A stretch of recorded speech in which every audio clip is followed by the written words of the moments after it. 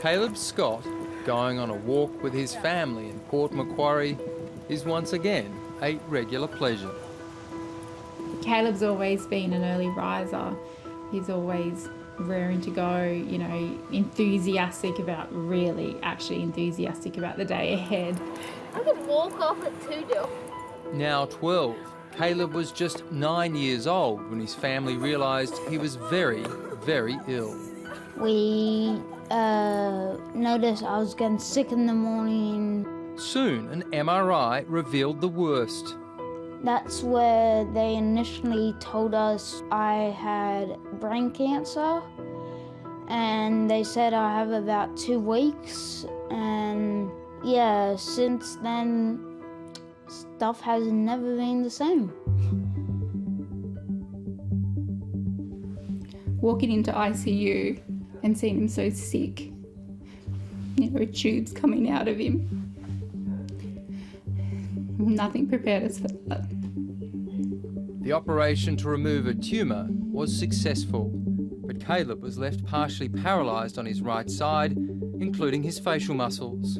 It was really hard to see him like that. He couldn't, you know, he couldn't really even hold his head up properly. It was slumped to the side. His movement was, well, at that time, all but gone. Eventually, Caleb began a slow recovery, relearning simple things like how to walk. It's such a catch-22 because, you know, you've got him here and he's alive, but you so wish you didn't have any of the disabilities that came with it. It was just real hard because I didn't get to see my mates, I didn't get to play around with them, I didn't get to do any of that stuff, so yeah, it was just very difficult. You missed out on a lot. Yeah. Caleb's worked hard on his rehabilitation. Caleb's a remarkable kid, and he's done remarkably well. He's been going to classes for karate to build up his strength and balance. It's a bit of rehab, it's a bit of OT, it's a bit of exercise, and he's got no idea that that's the reason why we enrolled him. He even ran with the Queen's baton as part of the build-up to the Commonwealth Games. But as Caleb's body regained regular movement, another, more personal issue surfaced. All the doctors in Sydney Children's said your face will be stuck like this. Smiling is a huge part of everybody's day, and for him, when he smiled, one of the happiest things to do, make a big smile, made him look very odd, uneven. A form of surgery was available, but Caleb Scott's family couldn't afford it.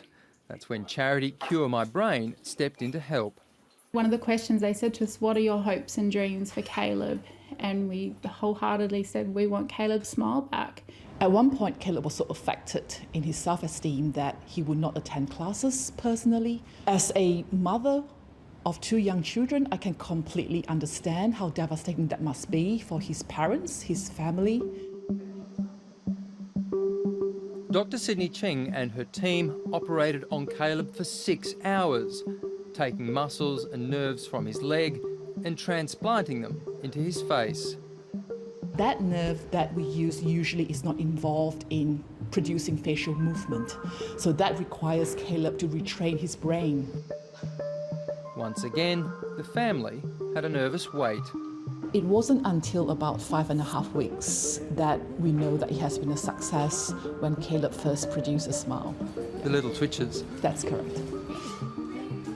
And he gave me a smile, and it worked. You know, he could smile and it was moving. And I was so elated. You know, words fail us when we think of Dr. Sydney Ching. You know, a hug's not enough, a thank you's not enough. You know, she's given Caleb his life back. The goal now is for Caleb to be able to smile without thinking about it. That smile brings tears to my eyes.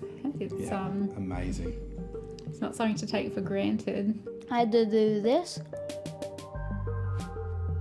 So I had to clench it both together and activate it at the same time, get the even smile.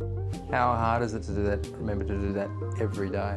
It's quite easy once you do it the first couple of times, but yeah.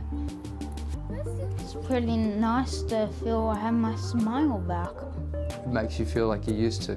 Yeah, makes me feel like a normal kid.